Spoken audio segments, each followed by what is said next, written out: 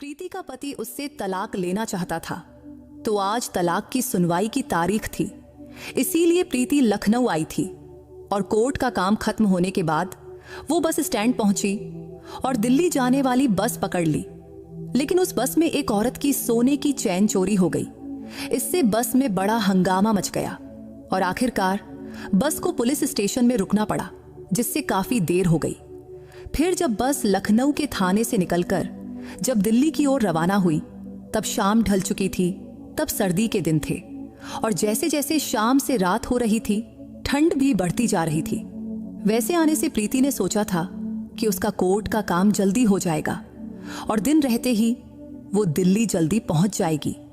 इसलिए उसने न स्वेटर लिया था न शाल लिया था। लेकिन अब देर होने की वजह से और ठंड बढ़ने की वजह से वो कांपने लगी थी। तब उसके बगल में एक जवान लड़का बैठा था, जिसका नाम अजय था। वो प्रीति की हालत बार बार देख रहा था।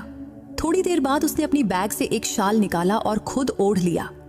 लेकिन रात जैसे जैसे गहरी होती गई, ठंड और भी बढ़ गई और रात के करीब 10 बजे तक प्रीति के बदन में ठंड इस कदर समा गई कि वो थर थर कांपने लगी।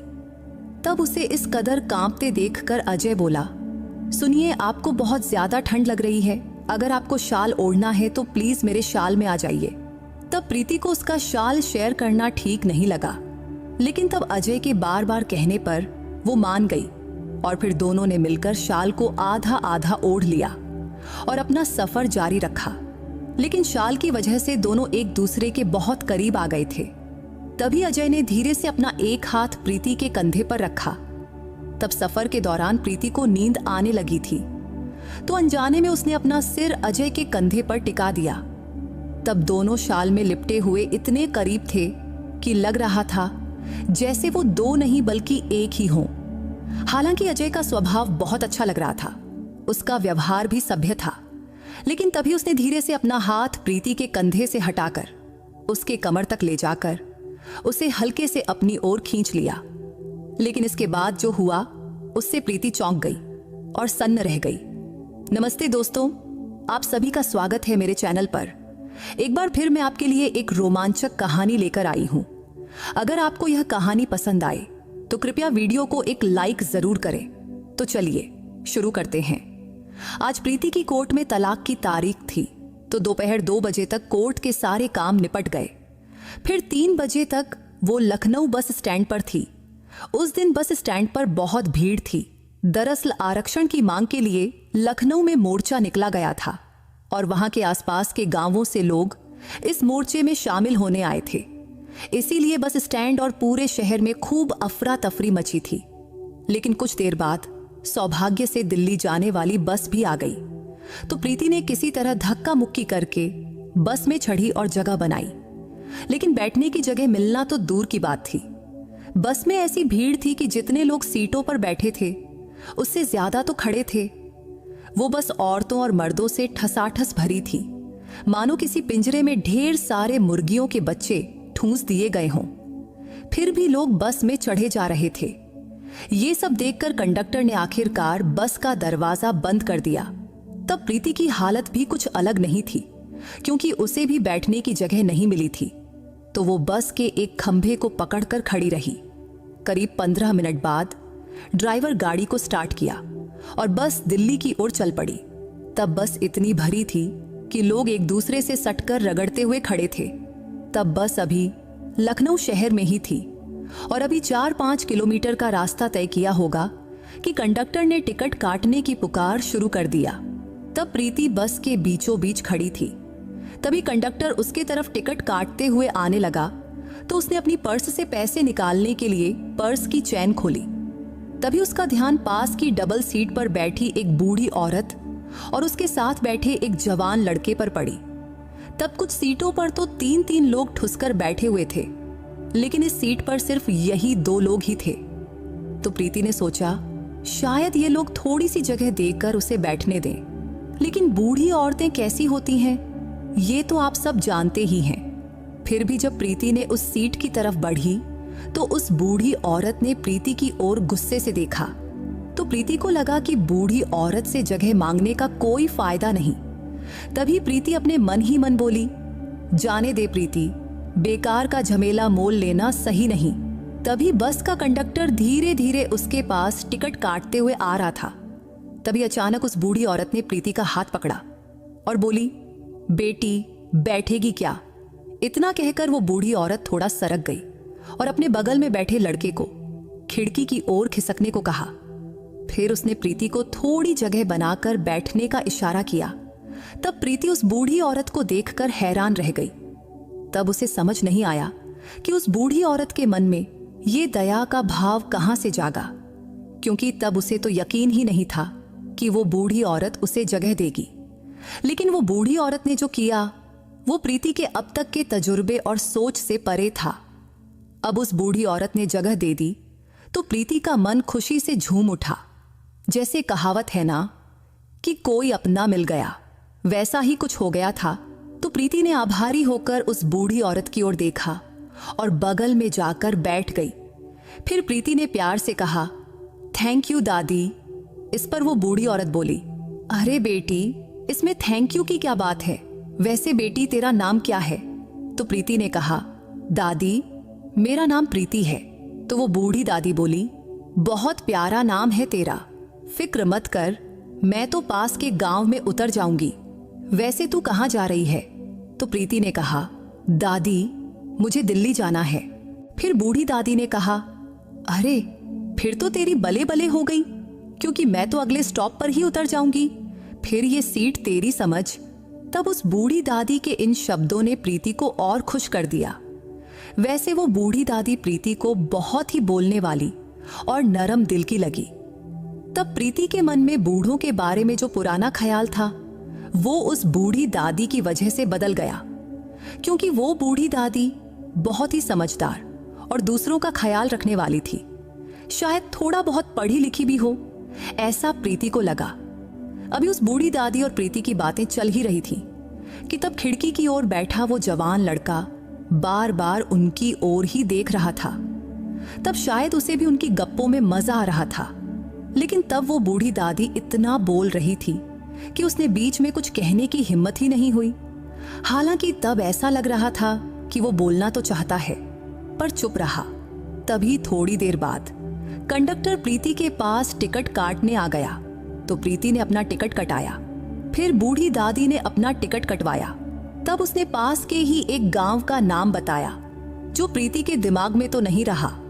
वैसे उसे याद रखने की जरूरत भी नहीं थी। तभी कंडक्टर ने खिड़की के पास बैठे उस लड़के से पूछा, टिकट कहाँ का चाहिए? तो उस लड़के ने कहा, मुझे दिल्ली की टिकट चाहिए। ये सुनते ही प्रीति को पता चला कि वो भी दिल्ली जा रहा है। तब टिकट लेते वक्त उस लड़के ने फिर से प्रीति की ओर देखा। तो प्रीति को लगा कि जब उसने अपना टिकट लिया था तब इस लड़के ने जरूर सुना होगा कि वो भी दिल्ली जा रही है, इसीलिए वो बार बार उसकी ओर देख रहा था। वैसे देखने में वो लड़का प्रीति की ही उम्र का लग रहा था, शायद थोड़ा सा छोटा होगा, लेकिन उसके चेहरे पर हल्की दाढ़ी थी जिससे वो और रौबदार लग रहा था। लेकिन प्रीति ने मन में सोचा, मैं इसे इतना क्यों घूर रही हूं? और फिर उसने अपनी नजर फेर ली। इतने में ही पीछे से कुछ हंगामा मच गया और शांत बैठे लोग अचानक जोर जोर से बोलने लगे। तब उस बस में से एक औरत की आवाज साफ सुनाई दे रहा था। उसके बोलने से लग रहा था कि कोई गंभीर बात है। तभी कंडक्टर ने जोर से कहा, सभी शांत हो जाओ, और फिर बस की घंटी बजाकर उसे सड़क के किनारे रोक दिया। तभी प्रीति ने पीछे की सीट पर बैठी एक आंटी से पूछा, आंटी क्या हुआ, बस क्यों रुक गई? तो आंटी बोली, पीछे बैठी एक औरत चिल्ला रही है, उसके चिल्लाने से लगता है कि उसका सोने का मंगलसूत्र चोरी हो गया है। तभी उस औरत का आवाज और साफ सुनाई देने लगी। वो चीख रही थी और कह रही थी कि मेरा सोने का मंगलसूत्र चोरी हो गया, किसी ने मेरे गले से चुरा लिया। तब उसके इन शब्दों से बस में सब हक्के बक्के रह गए। कुछ लोग तो खड़े होकर पीछे देखने लगे। तभी कंडक्टर ने फिर जोर से कहा, सब अपनी अपनी जगह पर बैठ जाओ, हंगामा मत करो। फिर वो उस औरत के पास गया और शांत स्वर बोला, मैडम जरा अच्छे से देखो तो, बैग में तो नहीं रखा है? इस पर उस औरत ने घबराए हुए स्वर में कहा, नहीं साहब, सब देख लिया, मगर मंगलसूत्र मेरे गले में ही था। बस में चढ़ते वक्त भी था, लेकिन अब गायब है। पक्का किसी ने चुराया है। तभी प्रीति ने उस औरत की ओर देखा तो वो औरत दिखने में सांवली थी और साधारण घर की लग रही थी।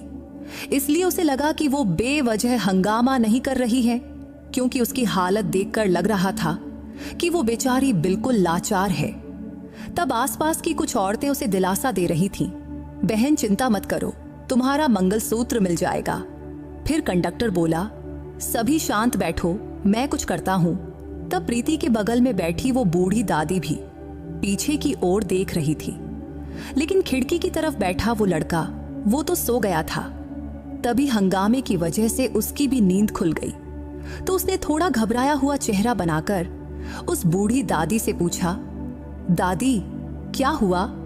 तो उस बूढ़ी दादी ने उसके कंधे पर थपकी देकर कहा, अरे बेटा छोड़ ना ये सब, कुछ औरतों को बदन भर सोना लादना होता है, चमक दमक दिखानी होती है और फिर चोरों से सिर पकड़ना पड़ता है।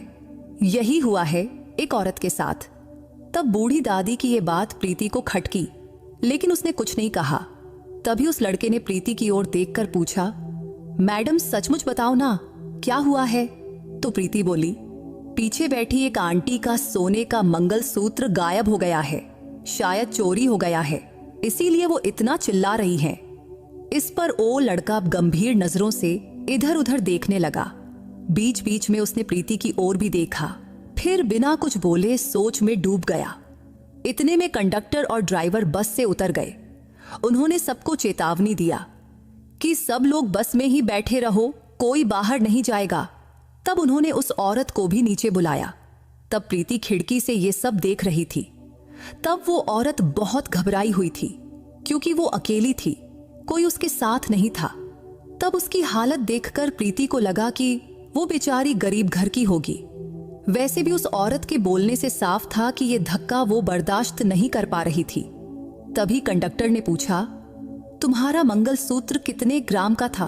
तो वो औरत बोली, वो डोरी वाला था, उसमें कुछ सोने के मणके थे, कुल मिलाकर 10 तोले का था। ये सुनकर प्रीति ने मन ही मन हिसाब लगाया। अगर सोना 8,000 रुपये प्रति ग्राम भी माना जाए तो उस आंटी का नुकसान करीब 1 लाख से ज्यादा का हुआ। उधर वो बूढ़ी औरत बड़बड़ाती रही, क्या जरूरत है इतना सोना लाद कर बस में घूमने की, बारात निकली थी क्या? तब वो बूढ़ी औरत इतना जोर से बोली कि बस में सबको सुनाई दे गया। कई लोग उसकी बात पर ठहाके मारकर हंस भी पड़े।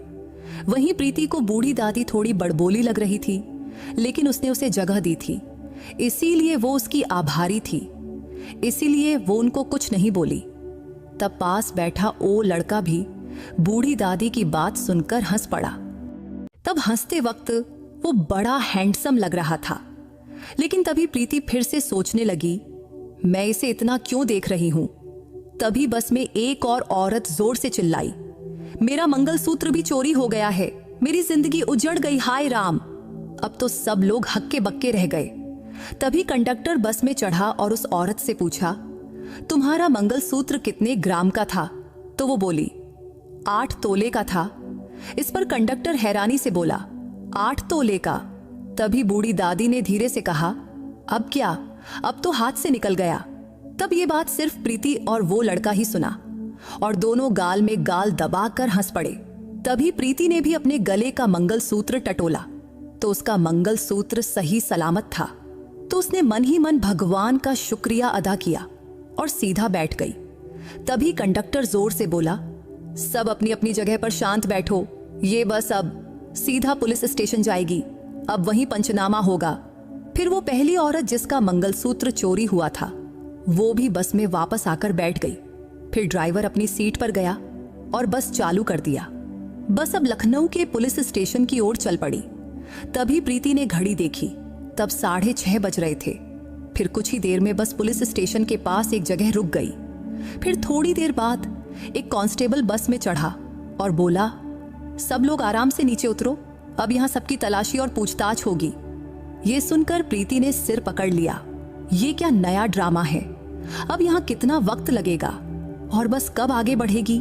तब इन सवालों ने उसका टेंशन और बढ़ा दिया। फिर सब यात्री एक एक करके नीचे उतरे। सभी को लाइन में खड़ा किया गया, मर्द एक तरफ औरतें दूसरी तरफ। थोड़ी देर बाद कुछ पुलिस वाली औरत भी आईं और तलाशी शुरू हुई। उन्होंने हर किसी की जेबें, बैग, सब कुछ टटोला और तब उन दोनों औरतों को अलग किनारे खड़ा किया गया था जिनका मंगलसूत्र चोरी हुआ था। तब शाम 6 बजे से रात के 9 बजे तक ये तमाशा चलता रहा। अब सबकी तलाशी और पूछताछ हो गई, लेकिन उन दोनों औरतों का मंगलसूत्र नहीं मिला। फिर धीरे धीरे लोग खुसुर पुसुर करने लगे। कुछ ने खुलकर बोलना शुरू किया, चोरी तो किसी एक ने की होगी ना, लेकिन सजा सबको मिल रही है। किसी ने कहा, साहब हमें जल्दी छोड़ दो। तब पुलिस वालों ने हालात की गंभीरता देखी और रात के 10 बजे सबको बस में वापस जाने की इजाजत दिया। तब प्रीति ने बस में चढ़ते वक्त बूढ़ी दादी को सहारा दिया। तब उसका एहसान का भाव था, क्योंकि बूढ़ी दादी ने उसे जगह दी थी तो उसकी मदद करना प्रीति का फर्ज था। बस में चढ़ते समय कंडक्टर ने हिदायत दिया, सब अपनी अपनी सीट पर ही बैठो और हंगामा मत करो। फिर प्रीति और बूढ़ी दादी अपनी सीट पर आए। तब खिड़की की तरफ वो लड़का पहले ही जाकर बैठ चुका था। तो प्रीति ने कहा, दादी आप बच में बैठिए। तभी बूढ़ी दादी ने मजाकिया अंदाज में कहा, नहीं बेटी तू ही बैठ, नहीं तो तुम दोनों मुझे बीच में ही दबा दोगे। पिछली बार भी मैं जैसे तैसे बैठी थी। लगता है तुम जवान लोग मेरा चूरमा बनाने का इरादा रखते हो क्या? तब बूढ़ी दादी की बात सुनकर प्रीति को हंसी आ गई। तब वो लड़का भी अपने मन ही मन मुस्कुराया। लेकिन अब प्रीति उस लड़के के बगल में बैठी थी और उसकी बाईं तरफ वो बूढ़ी दादी। तभी कंडक्टर ने चेक किया कि सब यात्री बस में चढ़ गए हैं या नहीं। फिर बोला, सबको तकलीफ हुई, असुविधा हुई, इसके लिए हमें भी बुरा लग रहा है, लेकिन सरकारी प्रक्रिया पूरी करनी जरूरी थी। तभी पीछे से एक यात्री चिल्लाया, ठीक है साहब, अब बस जल्दी चलाओ। तभी कंडक्टर ने घंटी बजाया और बस पुलिस स्टेशन से बाहर निकल गई। अब बस के सारे यात्री थक चुके थे, परेशान थे, लेकिन वो दोनों औरतें जिनका मंगलसूत्र चोरी हुआ था, उनका दुख तो सबसे बड़ा था। उनका इतना बड़ा आर्थिक नुकसान हुआ था, इसीलिए वो दोनों सदमे में थीं। लेकिन बस अब दिल्ली की ओर तेजी से चलने लगी थी। तब रास्ता खाली था, ट्रैफिक कम था, तो बस ने रफ्तार पकड़ ली। तभी बूढ़ी दादी ने प्रीति से कहा, बेटी जरा उधर खिसक ना। तो प्रीति फौरन दाहिनी तरफ थोड़ा सरक गई। तब वो लड़का अब भी अपने हाथ पैर समेटकर शांत बैठा था। तब बस करीब 1 घंटे तक चली, फिर एक स्टॉप पर रुकी और यहीं उस बूढ़ी दादी को भी उतरना था। तो उतरते समय बूढ़ी दादी ने प्रीति को प्यार से देखा और बोली, बेटी अब तू आराम से बैठ, फिक्र मत कर। तब बूढ़ी दादी की ममता भरे शब्दों ने प्रीति को बहुत सुकून दिया। फिर बूढ़ी दादी ने प्रीति के सिर पर प्यार से हाथ फेरा, अपनी छोटी सी पोटली उठाई और स्टॉप पर उतर गई। तब बूढ़ी दादी का वो ममता भरा स्पर्श प्रीति को बहुत सुकून दे गया, जिससे पिछले कुछ घंटों की थकान और तनाव जैसे एक पल में गायब हो गया। तब बूढ़ी दादी के साथ कुछ और यात्री भी उतरे और बस फिर दिल्ली की ओर चल पड़ी। अब बस के अंदर की लाइटें सब बंद हो चुकी थीं, तो प्रीति के बगल में बैठा लड़का अब थोड़ा खुलकर बैठा था। तभी प्रीति का कंधा हल्के से उसके कंधे से टकराया और तभी बस ने और रफ्तार पकड़ी तो हलचल थोड़ी बढ़ गई। तभी उस लड़के की जांघ का स्पर्श प्रीति की जांघ से होने लगा, लेकिन उसने इसे अनदेखा कर दिया।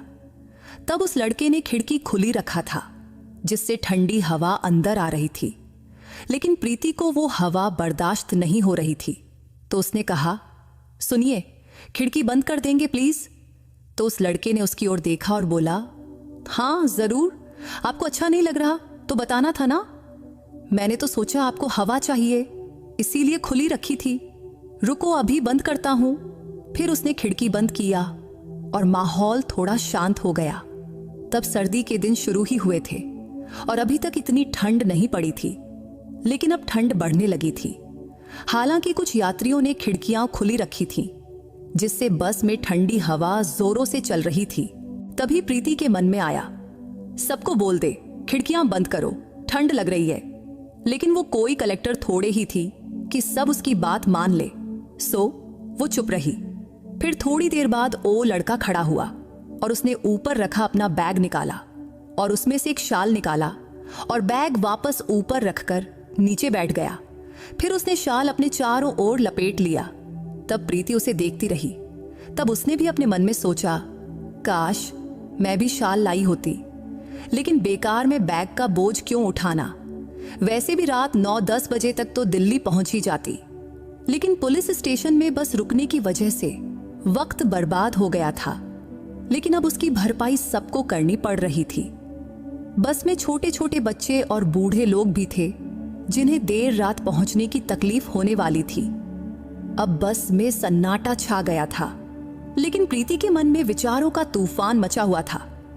तब रात के करीब 12 बजे होंगे, तो उसे अब बहुत ठंड लगने लगी थी।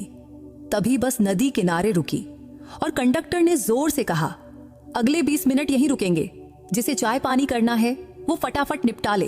तब प्रीति के लिए ये मौका था गरम चाय पीकर ठंड भगाने के लिए, तो वो फौरन बस से उतर गई। तब कई यात्री नीचे उतरे तो कुछ बस में ही रहे। फिर प्रीति नदी किनारे एक बेंच पर बैठी और चाय मंगवाई। फिर गरम चाय पीते हुए उसके शरीर में थोड़ी गर्मी आई। तब पास ही थोड़ी दूर पर वो लड़का भी खड़ा था। तभी प्रीति ने उसे देखकर पूछा, सुनिए, आपने चाय नहीं ली? इस पर वो हंसकर बोला, हाँ ले रहा हूं, मंगवाया हूं, अभी लाएंगे। फिर थोड़ी देर बाद वेटर ने उसकी चाय भी लाकर दिया। तब प्रीति के बगल में थोड़ी जगह खाली थी, तो उसने नम्रता से कहा, अगर आप चाहें तो यहां बैठ सकते हैं। इस पर उस लड़के ने हल्के से मुस्कुराकर प्रीति को थैंक यू कहा और उसके बगल में बैठ गया। फिर दोनों ने मिलकर चाय खत्म किया। चाय पीते वक्त उस लड़के ने पूछा, आप भी दिल्ली जा रही हैं ना?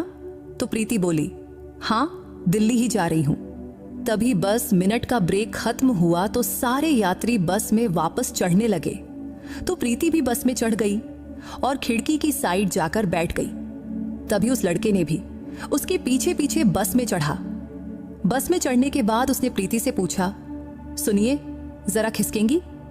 इस पर प्रीति खिसकते हुए बोली, अच्छा आप खिड़की की तरफ बैठना चाहते हैं? इस पर वो बोला, नहीं नहीं, आप ही बैठिए। तो प्रीति खिड़की की तरफ थोड़ा और सरक गई और वो लड़का उसके बगल में बैठ गया। फिर उसने अपना शाल उठाया और ओढ़ लिया। शाल ओढ़ते वक्त उसने प्रीति की ओर देखा। तभी प्रीति की नजर भी उससे मिली। तब पहली बार दोनों की आंखें इस तरह टकराई थी। थोड़ी देर बाद वो लड़का ने शाल को आधा ओढ़ा और प्रीति से बोला, अगर आपको भी शाल ओढ़ना है तो शाल के अंदर आ जाइए। इस पर प्रीति हंसकर बोली, अरे नहीं नहीं, मुझे इतनी ठंड नहीं लग रही, चाय पी ली है, अब ठीक हूं, लेकिन पूछने के लिए शुक्रिया। इस पर उसने हंसा और अपनी शाल को अच्छे से ओढ़ लिया। तभी बस फिर से चल पड़ी। अब भी दोनों एक दूसरे के बिल्कुल करीब बैठे थे। तभी प्रीति के दिमाग में विचार चलने लगे, रात को स्टॉप पर उतरकर घर कैसे पहुंचूंगी? तभी उस लड़के ने बोला, आपने देखा क्या? तभी प्रीति घबराकर बोली, क्या? तो वो बोला, वो पीछे बैठी आंटी जिसका मंगलसूत्र चोरी हुआ है, वो कितनी दुखी है, उसका चेहरा एकदम उदास हो गया है। और वो आगे बैठी आंटी जिसका भी मंगलसूत्र चोरी हुआ है, लेकिन उसके चेहरे पर जरा भी फिक्र नहीं दिख रही है। इस पर प्रीति ने कहा, मतलब आप क्या कहना चाहते हैं? समझ नहीं आया। तो वो लड़का प्रीति के थोड़ा करीब आया और धीमी आवाज में बोला, मुझे लगता है कि वो आगे वाली आंटी ही चोर हो सकती है। उसी ने पीछे वाली आंटी का मंगलसूत्र चुराया होगा और खुद नाटक रच लिया कि उसका भी मंगलसूत्र गायब है। ये सुनकर प्रीति हैरान रह गई, क्योंकि तब उस लड़के के इस अनुमान ने उसे चौंका दिया था। फिर उसने उस लड़के की ओर देखकर कहा, सचमुच ये बात तो किसी ने सोची ही नहीं। पुलिस को भी उस आंटी की अच्छे से जांच करनी चाहिए थी। तभी उस लड़के ने सिर हिलाते हुए कहा, हाँ, और अगर इनका सचमुच कुछ गायब हुआ होता तो उसके चेहरे पर वो दुख दिखता, लेकिन वो तो बिल्कुल बेफिक्र लग रही है। तब प्रीति ने भी उस लड़के की बात का समर्थन किया और मन में सोचने लगी कि सचमुच पुलिस ने सबकी तलाशी ली, लेकिन शायद इन दोनों की जांच नहीं किया, इसलिए कहीं इस लड़के का अंदाजा सही तो नहीं। फिर थोड़ी देर दोनों चुप रहे। तब बस तेज रफ्तार से दौड़ रही थी, लेकिन अब प्रीति को फिर से ठंड लगने लगी थी। तभी उस लड़के ने पूछा, आपका नाम क्या है? तो प्रीति के मन में सवाल उठा, ये मेरा नाम क्यों पूछ रहा है? लेकिन फिर उसने सोचा, शायद बस में बैठे बैठे बोर हो गया होगा, तो उसने जवाब दिया, मेरा नाम प्रीति है। नाम सुनते ही वो लड़का बोला, अच्छा, बड़ा प्यारा नाम है आपका। इधर अब प्रीति को भी उसका नाम जानने की उत्सुकता हुई, तो उसने पूछा, आपका नाम क्या है? इस पर वो हंसकर बोला, मेरा नाम अजय है। थोड़ी देर बाद अजय फिर बोला, सुनिए, ये शाल ले लीजिए ना, मुझे लगता है आपको इसकी बहुत जरूरत है एल, क्योंकि आपको ज्यादा ठंड लग रही है। इस पर प्रीति ने कहा, अरे नहीं, आप ही ओढ़ लीजिए, आप मुझे अपनी शाल दे देंगे तो फिर आप क्या ओढ़ेंगे? इस पर अजय हल्के से हंसा और बोला, कुछ नहीं, लेकिन मैं मैनेज कर लूंगा। लेकिन प्रीति को उसकी शाल लेना ठीक नहीं लगा, हालांकि उसे जरूरत थी, तो वो थोड़ा हिचकिचाई। लेकिन अजय बार बार आग्रह करता रहा, अरे ले लीजिए ना। तब उसके जिद करने पर प्रीति ने शाल ले ली और कंधों पर डाल ली। शाल ओढ़ते ही उसे थोड़ा सुकून मिला। वैसे शाल पतली थी, लेकिन कॉटन की थी, तो ठंड थोड़ी कम लगने लगी। वैसे अब भी अजय प्रीति के पास ही बैठा था और अब रात के 1 बज चुके थे, तो यात्रियों को सोने के लिए बस की अंदर की लाइटें बंद थीं। सिर्फ 2 छोटी लाइटें जल रही थीं, जिनसे हल्का हल्का उजाला फैला था। उस रोशनी में सबके चेहरे धुंधले दिख रहे थे। तभी प्रीति ने खुद ही अजय से कहा, सुनिए, आपको भी तो ठंड लग रही होगी, तो ये शाल हम दोनों शेयर कर लें। आगे वो बोली, चलो आधा आधा बांट लेते हैं, आधा आप ओढ़ लो और आधा मैं। ये सुनकर अजय थोड़ा हैरान हुआ, लेकिन कुछ बोला नहीं।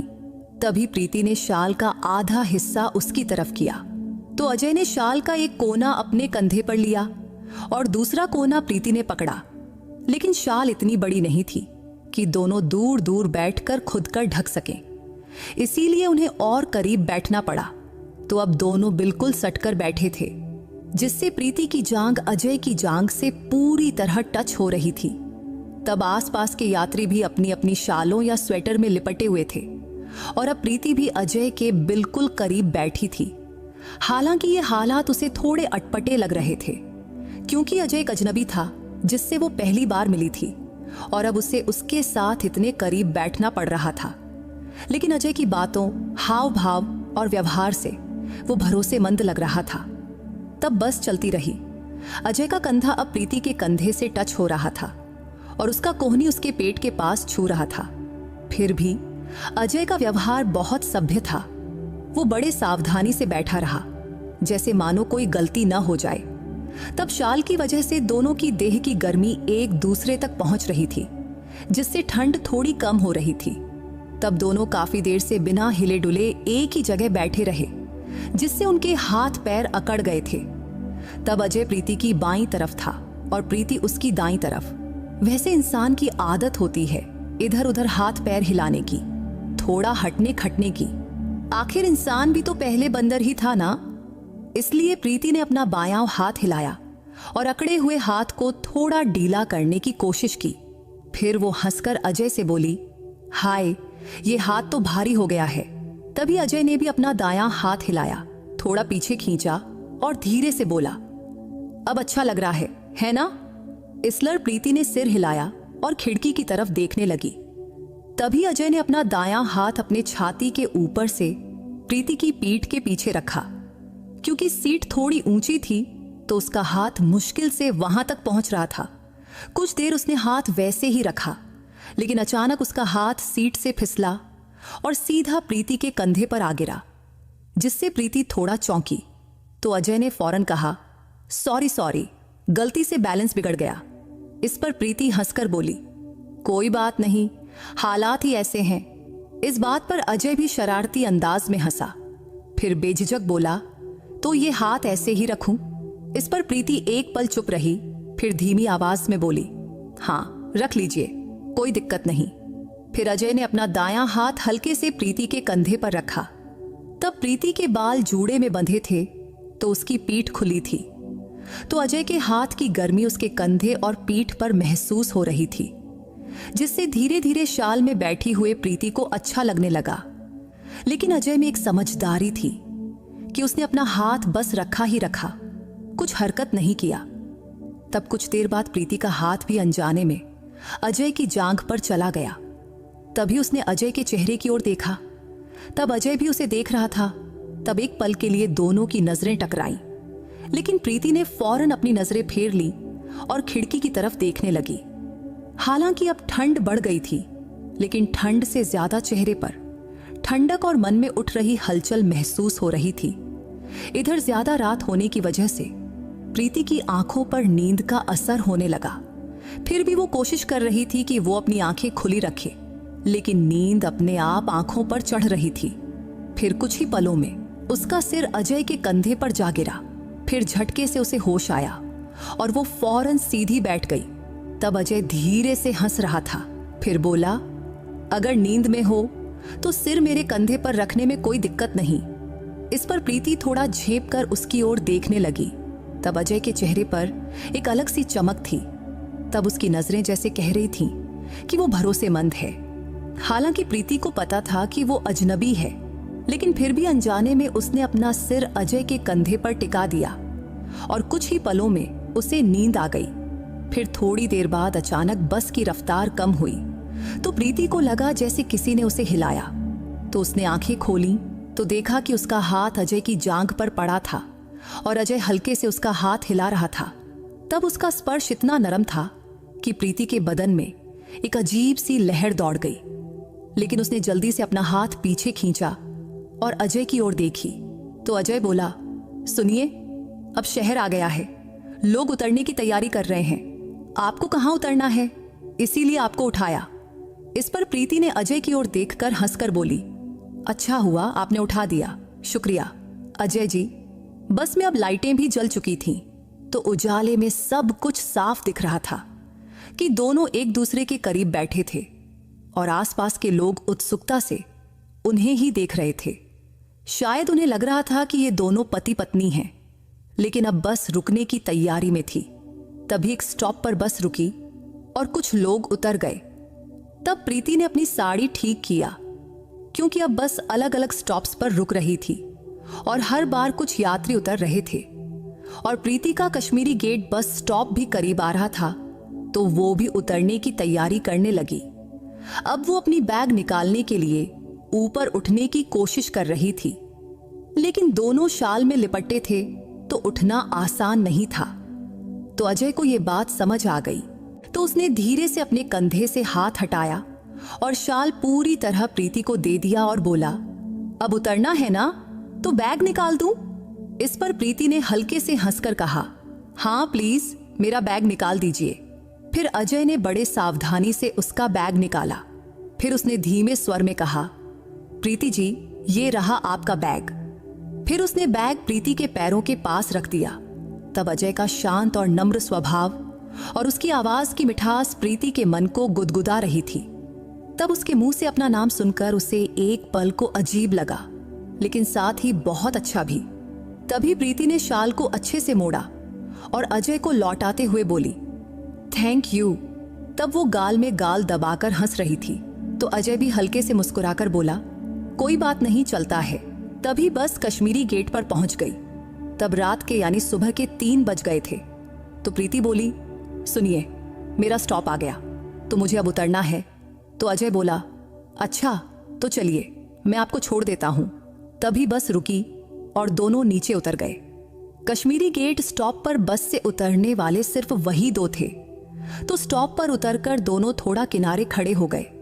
तब रात की खामोशी में सिर्फ कुत्तों के भौंकने की आवाज ही गूंज रही थी।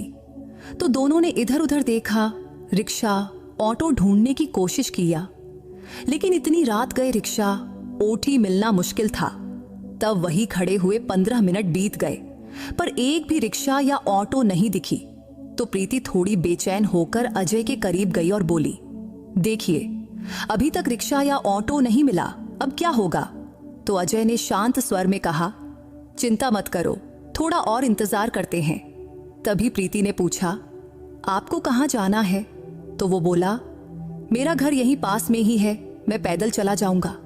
इस पर प्रीति ने कहा, तो फिर आप यहाँ क्यों रुके हैं? इस पर अजय हल्के से हंसकर बोला, आपके लिए आपको रिक्शा मिल जाए तब मैं चला जाऊंगा। तब उसके इस जवाब ने प्रीति के मन में एक सुकून भरी लहर दौड़ा दी। फिर वो बोली, आपका बहुत बहुत शुक्रिया। इस वक्त अगर आप साथ न होते तो मैं डर के मारे कांप रही होती।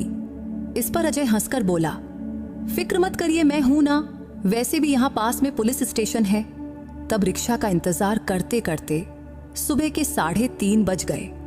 तब प्रीति तंग आकर बोली, अगर रिक्शा नहीं मिला तो शायद मुझे सुबह तक यहीं बैठना पड़ेगा। इस पर अजय बोला, ऐसा नहीं होगा, लेकिन अगर आपको बुरा ना लगे तो आप मेरे घर चल सकती हैं, घर यहीं पास में है। इस पर प्रीति ने एक पल उसके चेहरे की ओर देखा।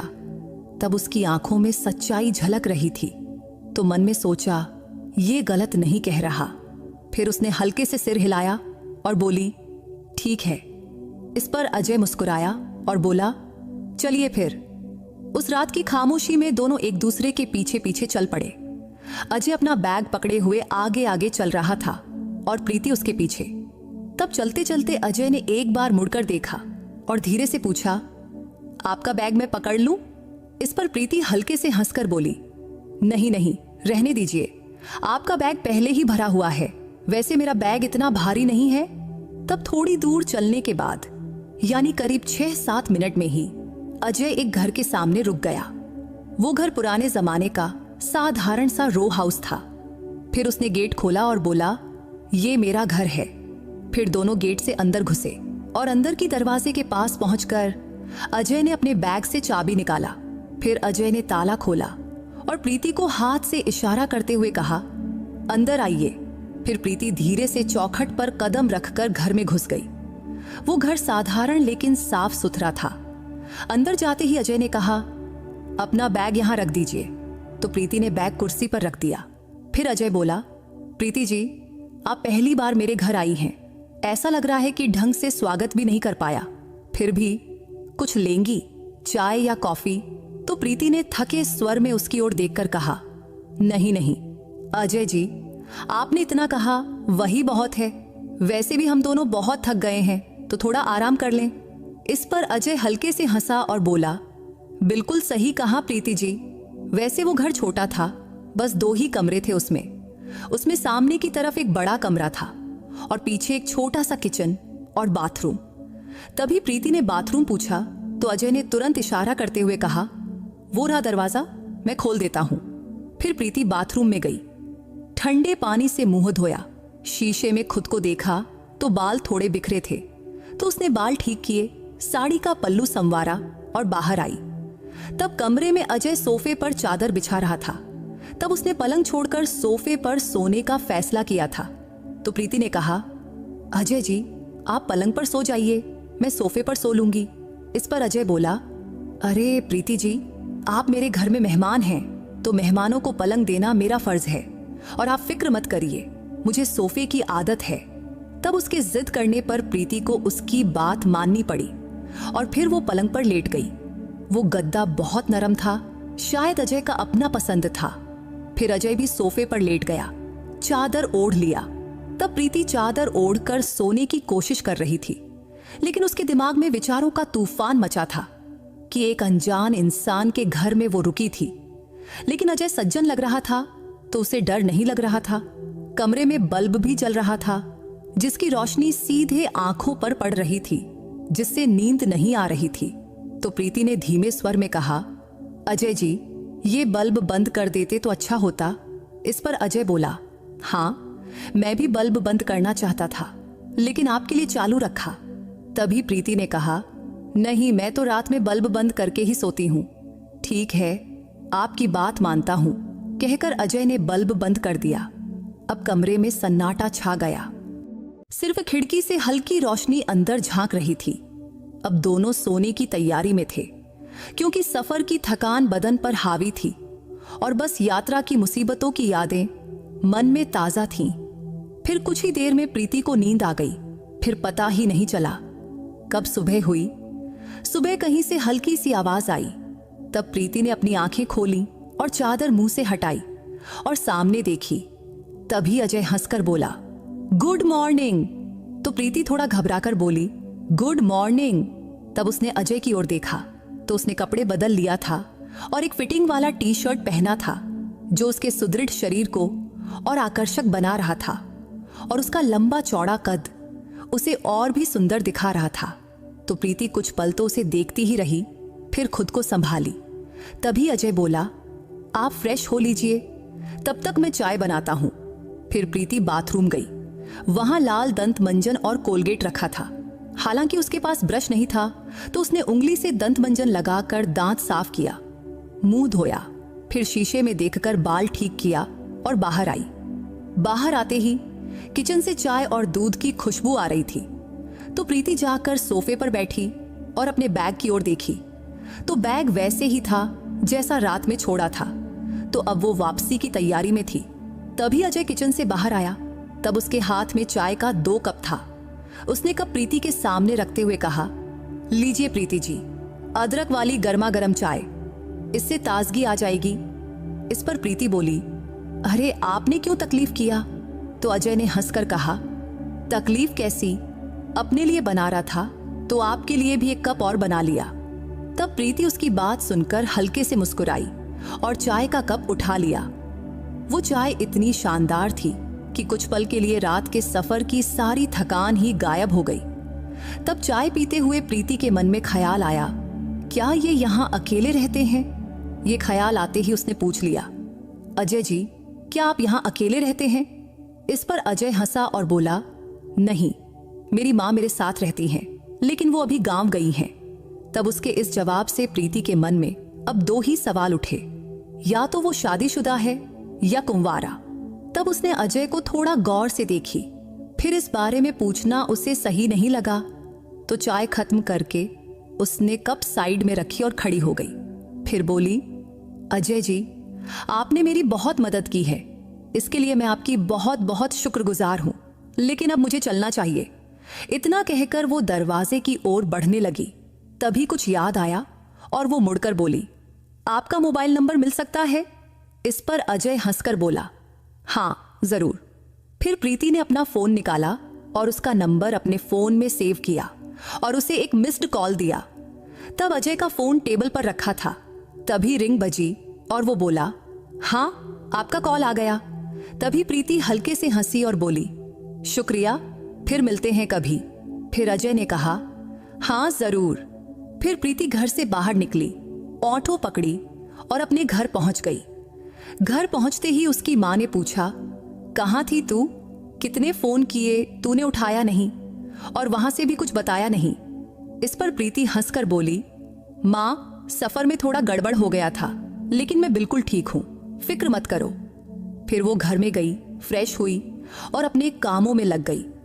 अब अजय से मिले 5 दिन बीत चुके थे, लेकिन उसका अच्छापन और सभ्यता बार बार प्रीति के मन में घूम रहा था। तब कहीं ना कहीं उसे एक उम्मीद थी कि अजय उसे एक बार फोन तो जरूर करेगा, लेकिन उसने ऐसा कुछ नहीं किया।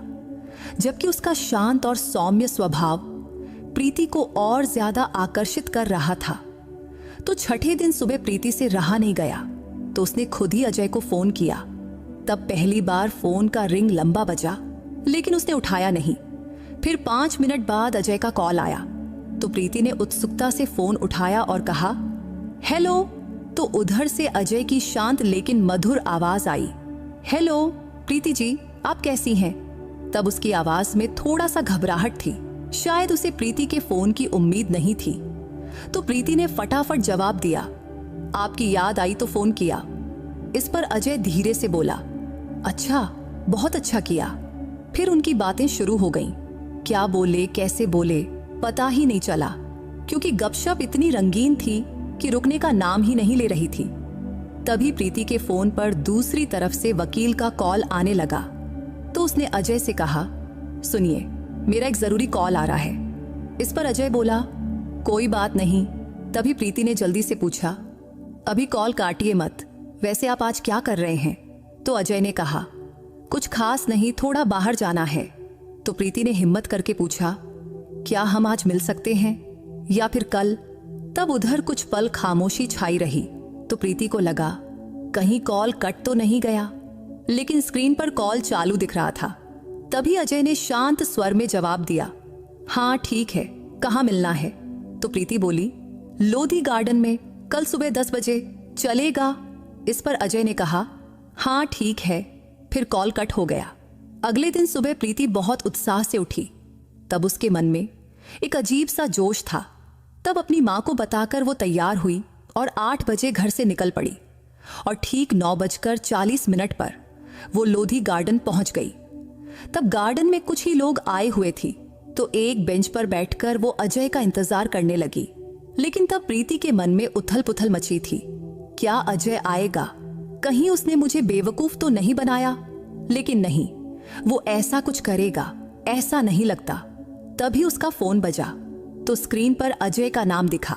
तो उसने जल्दी से फोन उठाया तो अजय ने पूछा, हेलो, आप कहाँ हैं? तो प्रीति ने कहा, मैं यहाँ हूँ, गार्डन के बाईं तरफ गुलाब के पौधों के सामने, बस आ रहा हूँ। इतना कहकर अजय ने फोन काट दिया। इधर अब प्रीति की धड़कनें तेज हो गईं। उसने खुद को देखा, दुपट्टा ठीक किया। उसने रंग बिरंगा स्लीवलेस टॉप और मैचिंग दुपट्टा पहना हुआ था। तब कुछ ही पलों में वो अजय को दूर से अपनी ओर आते देखकर खड़ी हो गई। तब उसे देखते ही उसका दिल और जोर जोर से धड़कने लगा। तभी अजय पास आया और हंसकर बोला, सॉरी, थोड़ा लेट हो गया। इस पर प्रीति ने हंसकर कहा, कोई बात नहीं, बस 10 मिनट की देरी हुई है। तभी वो थोड़ा घबराई हुई बेंच पर बैठ गई। तब चारों तरफ हवा में लहराते पेड़ों की छांव, पक्षियों की चहचहाहट और उनके बीच की खामोश बातों ने एक रोमांटिक माहौल बना दिया था। इसके साथ ही अजय का सादा और सच्चा व्यक्तित्व धीरे धीरे प्रीति का दिल जीत रहा था। लेकिन उसे समझ नहीं आ रहा था कि बात शुरू कैसे करे। तभी उसने अजय की ओर देखकर धीरे से पूछा, आपका गांव कहाँ है? तो अजय बोला, मेरा गांव दिल्ली के पास ही है, माँ वहीं रहती हैं, वो अभी अगले 20 दिन तक गांव में ही रहेंगी। इस पर प्रीति ने पूछा, अच्छा, तो खाना पीना कैसे मैनेज करते हैं? इस पर अजय हंसकर बोला, एक टाइम बाहर से मैनेज कर लेता हूं और एक टाइम घर पर जो बन जाए वही खा लेता हूं। तब उसके सादे और मजेदार जवाब पर प्रीति भी हंस पड़ी। तब वो प्रीति के कपड़ों को ही देख रहा था, जैसे कुछ पूछना चाहता हो, लेकिन हिम्मत नहीं कर पा रहा था। इसलिए कुछ पल खामोशी में बीते। फिर आखिरकार अजय ने पूछ ही लिया, और आपके मिस्टर वो कहाँ रहते हैं? तब ये सवाल सुनकर प्रीति थोड़ा चुप हो गई। तभी अजय ने फौरन सॉरी कहते हुए घबराकर पूछा, कुछ गलत तो नहीं पूछ लिया? इस पर प्रीति ने शांत स्वर में कहा, नहीं नहीं, ऐसी कोई बात नहीं। सच कहूं तो मेरे पति के साथ मेरी कुछ दिक्कतें थीं, इसलिए हमारा लखनऊ कोर्ट में केस चल रहा है और हमारे तलाक की प्रक्रिया शुरू है। तब उसके जवाब से अजय थोड़ा गंभीर हो गया। फिर उसने नम्रता से कहा, सॉरी, मुझे नहीं पता था। तभी प्रीति ने अजय की ओर देखकर कहा, अजय जी, आप सॉरी क्यों कह रहे हैं? जिंदगी है, इसमें अच्छा बुरा तो चलता ही रहता है। वैसे भी भगवान किसी को परफेक्ट जिंदगी नहीं देता। इस पर अजय हंसकर बोला, सच कहा प्रीति जी, आप बिल्कुल ठीक कह रही हैं। तब उसकी आंखों में प्रीति के लिए इज्जत साफ झलक रही थी। तब बातों बातों में वक्त कब बीत गया पता ही नहीं चला। जब प्रीति को प्यास लगी तो उसने पर्स से छोटी सी पानी की बोतल निकाली और एक घूंट पीकर उसने अजय को दी। फिर अजय ने उसी बोतल से पानी पिया और धीरे से थैंक यू कहा। तब उसके सादी व्यवहार से प्रीति को बहुत अपनापन महसूस हुआ। तभी अजय ने पूछा, कुछ नाश्ता कीजिएगा? तो प्रीति बोली, नहीं, मैंने कर लिया है, लेकिन अगर आपको करना है तो चल सकते हैं। फिर अजय उसे पास के रेस्टोरेंट में ले गया। फिर दोनों ने मजे से छोले भटूरे खाया। खाने के बाद प्रीति ने बिल देने के लिए पर्स से पैसे निकाली। तभी अजय बोला, रहने दीजिए, मैं दे दूंगा। तब उसके इस रिस्पेक्ट भरा स्वभाव से प्रीति को बहुत अच्छा फील हुआ। तब नाश्ते के बाद वक्त कैसे बीत गया पता ही नहीं चला। अब दोपहर का 2 बज गया था। तो आखिरकार अजय ने हंसकर कहा, चलो प्रीति जी, अब चलते हैं, फिर कभी मिलते हैं। इस पर प्रीति ने भी हंसकर कहा, हाँ जरूर, लेकिन आपको एक बार मेरे घर जरूर आना चाहिए, फिर हमें ये दोस्ती निभानी चाहिए। इस पर अजय बोला, हाँ जरूर आऊंगा, आपका न्योता मंजूर है। फिर प्रीति ने शरारती लहजे में पूछा, वैसे कब आ रहे हैं? इस पर अजय ने जवाब दिया, 4-5 दिन बाद शाम को आ जाऊंगा। तभी प्रीति ने कहा, शाम को सिर्फ आना ही नहीं है, आपको मेरे घर पर खाना भी खाना पड़ेगा। तो अजय ने शरारती भरे लहजे में जवाब दिया, ठीक है, और फिर दोनों हंस पड़े। इसके बाद घर लौटने के बाद प्रीति बार बार अजय के ख्यालों में ही खोई रहती, क्योंकि उसका सादापन और संयम उसके मन को बहुत भा रहा था। और ये बात उसे सबसे खास लगी कि अजय ने उसके अतीत के बारे में ज्यादा सवाल नहीं किया। इसलिए तो उसके व्यवहार में एक अनोखा जादू जैसा उसे लग रहा था, जो प्रीति के दिल को बार बार छू रहा था। सोमवार का दिन था। उसकी मम्मी पापा एक शादी में गए थे और प्रीति घर पर अकेली थी। तब अजय के विचारों ने उसके मन को पूरी तरह जकड़ लिया था। तभी आखिरकार उसने शाम को अजय को खाने का न्योता देने के लिए फोन किया। तब अजय ने खुशी खुशी हामी भर दिया। वैसे भी उसने 4-5 आने को कहा था, तो आज आता ही, लेकिन उससे पहले ही प्रीति ने कॉल कर दिया। फिर शाम होते ही प्रीति की बेचैनियां बढ़ने लगी। वो तरह तरह के खाने बनाने लगी। जब शाम का 8 बजा तब दरवाजे की घंटी बजी तो प्रीति का दिल जोर जोर से धड़कने लगा। फिर उसने दरवाजा खोला। तब दरवाजा खोलते ही अजय के चेहरे पर शांत सी मुस्कान देखकर प्रीति के चेहरे पर भी हंसी खिल गई। फिर अजय अंदर आकर सोफे पर बैठा और प्रीति रसोई में चली गई और खाना बनाने लगी। तब उसने पनीर की सब्जी, तूप लगी रोटियां, खड़ी और साथ में तीखा सलाद बनाया। तब कम वक्त में खाना तैयार हो गया। फिर दोनों टेबल पर बैठकर गपशप करते हुए खाना खाने लगे। तब खाना खाते खाते मजेदार बातें होती रहीं। तब अजय ने प्रीति के खाने की तारीफ करते हुए कहा, प्रीति जी, इतनी मजेदार पनीर की सब्जी, सलाद और खड़ी, बहुत दिनों बाद घर का खाना खाने का मजा आया है। तब उसकी तारीफ से प्रीति का मन खुशी से भर गया। फिर खाना खत्म होने के बाद दोनों सोफे पर बैठे, टीवी चालू किया और हल्की फुल्की बातें करने लगे। तभी प्रीति ने हंसकर पूछा, अजय जी, आपको आइसक्रीम पसंद है? तो अजय ने शरारती अंदाज में कहा, सच कहूं तो खाने के बाद कभी आइसक्रीम नहीं खाई है, लेकिन आपकी बात कैसे टाल सकता हूं। तभी प्रीति ने फौरन फ्रिज से 2 आइसक्रीम निकाली, एक अजय को दी और दूसरी खुद ली। फिर दोनों साथ में आइसक्रीम खाने लगे। तब भी अजय का सादापन और स्वभाव प्रीति को बहुत भा रहा था।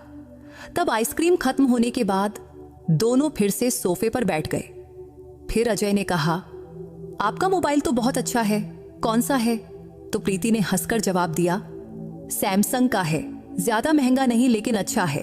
तभी अजय थोड़ा और करीब सरक गया और प्रीति के हाथ पर हल्का सा छूते हुए बोला, कोई मजेदार कॉमेडी वीडियो दिखाइए ना। तो प्रीति ने मोबाइल पर कुछ मजेदार रील्स चलाई। फिर दोनों देखकर खूब हंसे। तब उस हंसी और बातों में दोनों एक दूसरे के और करीब आ गए थे। तभी अजय ने प्रीति के कंधे पर हल्के से हाथ रखा तो प्रीति थोड़ा घबरा गई, लेकिन कुछ बोली नहीं, क्योंकि उसके स्पर्श में एक खास तरह का अपनापन था। लेकिन धीरे धीरे अजय ने उसे अपनी ओर खींच लिया। तब उसकी आंखों में साफ साफ भावनाएं झलक रही थीं। तो प्रीति ने भी उसे रोका नहीं। तब उनके चेहरे आसपास आए और अनायास ही दोनों के होंठ एक दूसरे को हल्के से छू गए।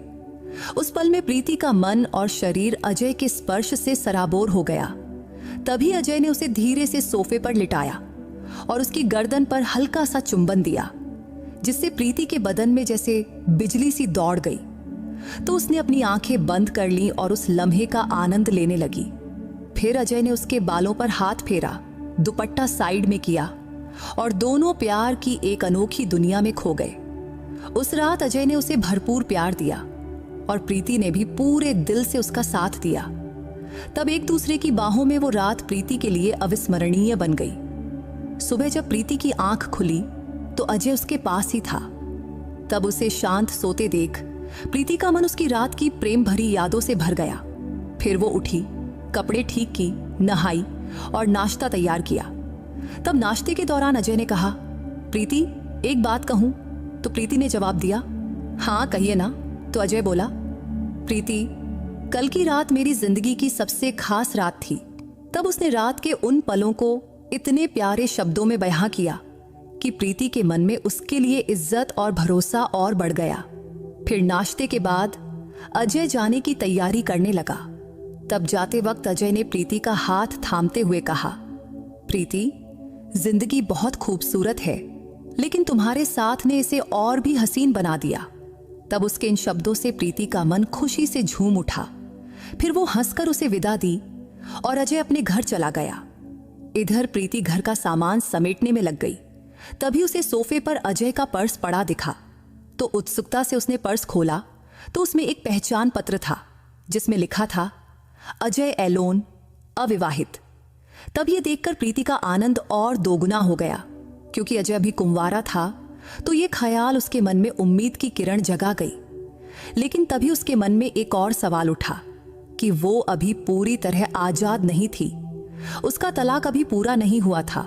तो उसे लगा कि इस नए रास्ते पर चलने से पहले उसे खुद को पूरी तरह मुक्त करना होगा। तब प्रीति ने ठान लिया कि अब उसे अपने पति से तलाक ले ही लेना है। वैसे भी वो खुद उससे अलग होने को बेताब था, फिर वो क्यों जबरदस्ती रिश्ते को थामे रखे। तब इस ख्याल ने उसके मन को और मजबूत कर दिया। फिर उसने फैसला किया कि अब वो अपनी जिंदगी अपने हक से जिएगी। उसी दिन अजय का फोन आया और उसने कहा, प्रीति कल सुबह मेरे घर आ जाओ ना।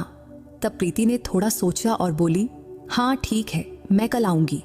तब अजय की बातों से उसे लगा कि वो उससे मिलने को बहुत उत्सुक है। लेकिन उसके मन में एक उलझन थी, कहीं अजय उसे सिर्फ शारीरिक सुख के लिए तो करीब नहीं ला रहा, क्योंकि उनके बीच जो रिश्ता बन रहा था उसे क्या नाम दे, ये जवाब उसके पास भी नहीं था। लेकिन अगले दिन ठीक समय पर प्रीति अजय के घर पहुंची।